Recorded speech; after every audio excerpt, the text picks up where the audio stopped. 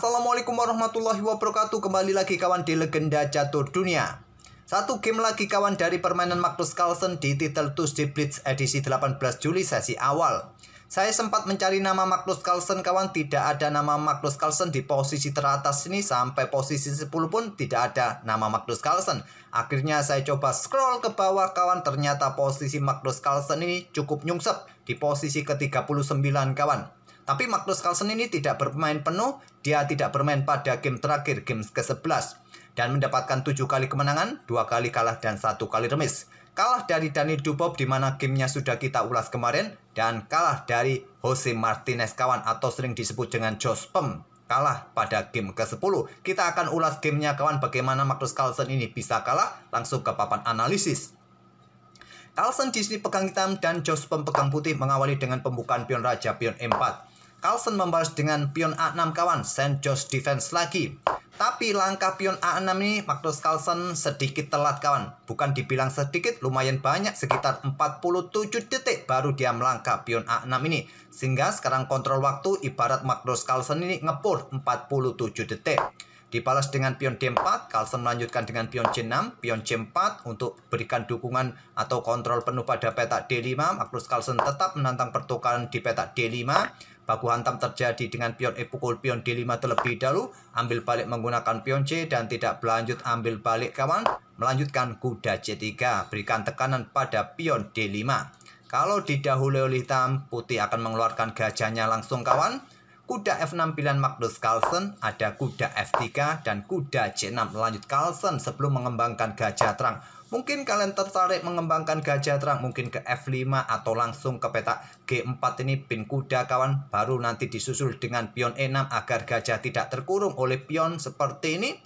Anggap saja gajah ke G4 pilihan kalian, putih berani meninggalkan kudanya kawan. Menteri coba menyerang pion yang ada di petak G7 ini. Dan pion ini pun sulit untuk didorong lagi karena sudah diawasi oleh pion C. Kalau baku hantam terjadi didahului oleh hitam kawan, maka bersama gajah menteri mendapatkan posisi serang yang bagus, incar pion F7 dan juga mengincar pion B7. Kalau gajah sikat kuda, menteri ambil pion B7 terlebih dahulu, ancam benteng, kuda ke D7, buka akses, menteri menjaga benteng. Nah sekarang ambil gajah. Walaupun terlihat struktur pion kalian rusak bertumpuk dan posisi sayap raja juga terbuka kawan, tapi aktivitas menteri ini juga merepotkan bagi hitam.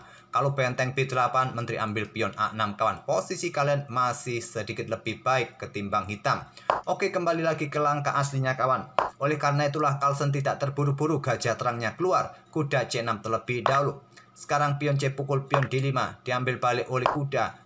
Gajah C4 serang kuda. Backup dengan gajah E6. Pilihan terbaik kawan. Walaupun terlihat dengan adanya gajah E6 ini, pion E ini tidak mungkin didorong lagi kawan. Jadi gajah gelap akan telat berkembang. Mungkin Viajento jadi opsinya nanti. Tapi ide Magnus Carlsen adalah kuda pukul kuda, tempo ancam menteri, dan berikutnya bisa mendapatkan gajah. Oleh karena itu gajah ditarik mundur ke petak B3, Carlsen tetap bertukar kuda pukul kuda C3. Diambil balik oleh pion B, dan di sini Carlsen melanjutkan pertukaran gajah terang. Diambil balik oleh pion A, agar pionnya kembali berkumpul, tidak terpisah-pisah, juga buka lajur A bagi benteng kawan. Pion E6 lanjut Carlsen, keluarkan gajah gelap, segera rokade di langkah berikutnya. Di sini rokade, gajah E7, gajah E3, rokade oleh Carlsen, menteri E2 kawan, persiapan berikan ruang bagi benteng digeser ke lajur pusat. Carlsen menggeser benteng C8, benteng FD1, gajah F6 mengawasi kedua pion ini kawan, atau pin terhadap benteng di petak A1 untuk mencegah pergerakan pion-pion didorong maju. Di sini ada pion C4 terlebih dahulu untuk menghindari juga discover dari kuda yang mencoba mengancam pion C3 tadi. Menteri E7, persiapan Carlsen juga mengeluarkan salah satu bentengnya ke pusat nanti. Dan sekarang benteng C1 untuk menghindari diagonal gelap ini sudah jelas. Benteng F8, pion H3 terlebih dahulu sebelum dobrak petak pusat kawan. Berikan ruang bagi raja agar tidak kena tempo serangan dadakan di baris belakang. Magnus Carlsen juga melakukan hal yang sama dengan pion H6.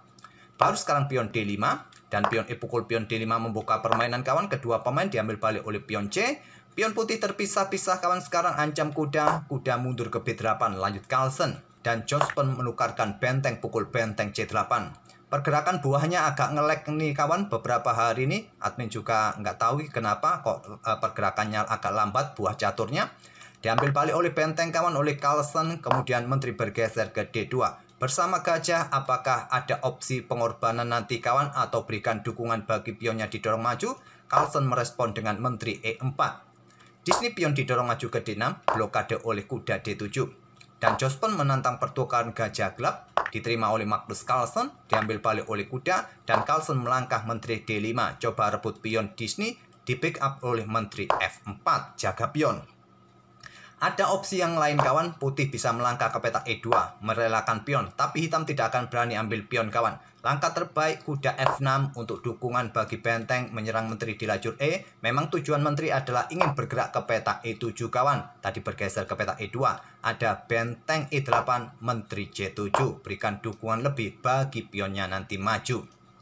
Oke, kembali lagi ke langkah aslinya kawan. Mungkin kalian tadi penasaran selepas menteri bergeser, apa yang terjadi jika menteri ambil pion D6 kawan? Tentu ancamannya sebagai berikut. Ada discover pada dua buah ini kawan, kuda siap melakukan skak, benteng bisa jatuh, putih bisa menang. Itulah salah satu ide menteri ke petak E2. Tapi memilih menteri ke petak F4, jaga pion, ada benteng kawan. Dan sudah sulit untuk menjaga pion ini, tidak mungkin lagi dengan membuka lajur D, benteng bisa jatuh. Disney, benteng E1, melepaskan pion, menteri ambil pion D6 menantang pertukaran, ditolak, benteng E8 skak, blokade dengan kuda F8. Kenapa tidak melangkah raja ke petak H7 saja? Sangat riskan kawan, karena menteri F5 skak. Kalau blokade dengan pion, pion Disney jatuh, dan ancaman skak mat. Ini akan memaksa menteri blokade di petak G6, tapi kuda jatuh. Kalaupun ada benteng Disney menyerang menteri bersama kuda, menteri masih bisa bergerak ke 4 untuk menjaga kuda nanti. Putih masih menang satu kuda. Oleh karena itulah langsung blokade oleh kuda F8 oleh Magnus Carlsen. Menteri bergeser ke E3, jaga kuda bersama benteng kawan, kuda siap manuver juga ke petak F5, ada benteng C5, awasi petak F5, pion G4, dukungan bagi kudanya kawan. Nah, di sini Magnus Carlsen terprovokasi kawan, dia blunder dengan pion G6 untuk kontrol petak F5, tapi pion ini sudah ditinggal oleh pion G, pion jatuh kawan. Pilihan terbaik lainnya ada raja bergerak ke H7 atau langsung dorong dua petak sekaligus ke petak G5. Tapi hanya ke petak G6. Menteri ambil pion H6, kalau menteri hitam ambil kuda Disney, ancamannya tentu ancaman skak mat kawan. Dan di sini Magnus Carlsen kembali membuat langkah blunder dengan benteng E8, langkah blunder. Yang terkuat benteng cukup ke lajur D, coba tekan kuda Disney. Dan dimanfaatkan oleh Jospin pengorbanan kawan, kuda di petak F5. Jika pion ambil kuda, menteri jatuh. Kalau diambil menggunakan benteng, pion ambil balik kawan, satu langkah berikutnya berikan dukungan juga. Kalau menteri meninggalkan diagonal ini, benteng beraksi ambil kuda, skak mat kawan. Oleh karena itulah Magnus Carlsen memilih mengorbankan menteri, pion ambil kuda, menteri ambil menteri, benteng ambil benteng, E8 lanjut Magnus Carlsen. Sekarang Magnus Carlsen bermain dengan benteng plus kuda kawan menghadapi menteri. Kemudian pion pukul pion lanjut Jospin, kuda H7, ada menteri D7. Benteng menghindar ke E5, serang pion. Di sini menteri D8 skak. Raja naik ke G7, menteri ke D4 pin benteng, lindungi dengan pion F6. Menteri D7 skak, selepas raja bergeser, menteri ambil pion B7, ada benteng B5 serang pion kawan. Dan di sini tidak coba ambil pion yang Disney, memilih dengan langkah menteri bergerak ke F7. Diikuti benteng ambil pion F5 lanjut Magnus Carlsen, Disney menteri E6. Benteng kembali ke B5, coba rebut pion di sini kawan. Ada pion H4 untuk mendapatkan ruang mencegah pergerakan kuda ataupun benteng ke lajur G. Di sini pion didorong maju ke A5 oleh Carlsen. Menteri E3 skak, raja ke G7. Raja bergeser naik ke petak H2. Ada benteng B4, coba rebut pion kawan. Salah satu cara untuk menghadang pergerakan benteng dengan pion F4, memilih dengan menteri A7 skak. Raja H6, menteri E3 skak untuk mendapatkan increment kawan, melakukan skak-skak yang berulang. Di sini raja bergerak maju ke H5, menteri ke C3, meninggalkan pion. Masih pion F4 tadi merupakan pilihan terbaik kawan. Benteng ambil pion H4 skak, raja ke G3, benteng G4 skak, raja F3, benteng ke G5, melindungi pionnya kawan. Yang terbaik tadi benteng ini ke petak B4. Tapi memilih dengan benteng G5 tadi dan raja mundur ke E2, raja G6, pion F4, benteng bergeser ke F5 kawan. Yang terkuat benteng bergeser ke lajura. Di sini menteri bergeser ke D3, pin benteng, raja sudah tidak bisa bergerak, benteng sudah tidak bisa bergerak. Kuda yang bergerak ke F8. Menteri bergerak ke E4, tetap pressure benteng. Di sini kuda mondar-mandir ke H7.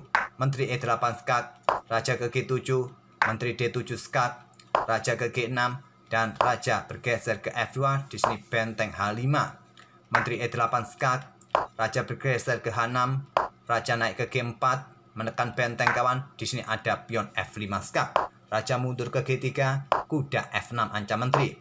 Menteri bergerak ke F7, kemudian kuda E4 skak.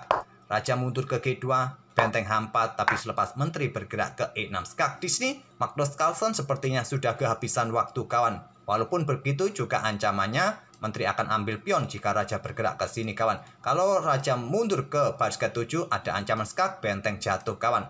Kalau maju tentu ambil pion dan kuda ini juga jatuh nantinya. Tak perlu saya lanjutkan lagi, tak perlu kita promosikan salah satu pion kawan atau sampai skakmat. Kalian sudah pintar untuk melanjutkan langkah-langkahnya. Oke, itulah kawan salah satu kekalahan Magnus Carlsen di sesi awal di Tuesday Blitz edisi 18 Juli. Satu kekalahan yang lain sudah kita ulas menghadapi Daniel Dubov. Magnus Carlsen juga dalam posisi kalah kawan, tapi ngeyel. Walaupun pion-pionnya dihabiskan oleh Daniel Dubov. Seperti game ini kawan, Magnus Carlsen dalam posisi yang kurang bagus materinya, tapi tetap ngeyel. Magnus Carlsen raja ngeyel kawan. Oke, kita akan bertemu di video-video berikutnya kawan. Terima kasih sudah mampir tiap hari. Wassalamualaikum warahmatullahi wabarakatuh.